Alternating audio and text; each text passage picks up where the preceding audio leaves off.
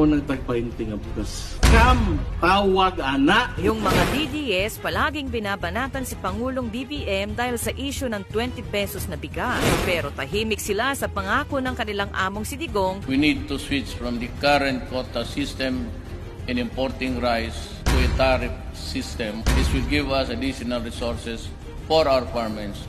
Reduce the price up to 7 pesos per kilo. Na 7 pesos na presyo ng bigas. Kam, tawag ana. Na may pa-jet ski pang bulada sa Spratlys. Ito ninyo, gawain na lang ninyo kaming province, you dyan, pati Philippine province of China. I love China. I love China. 习祥双湖国家主席习近平 Yun pala, tuta siya ni Xi Jinping.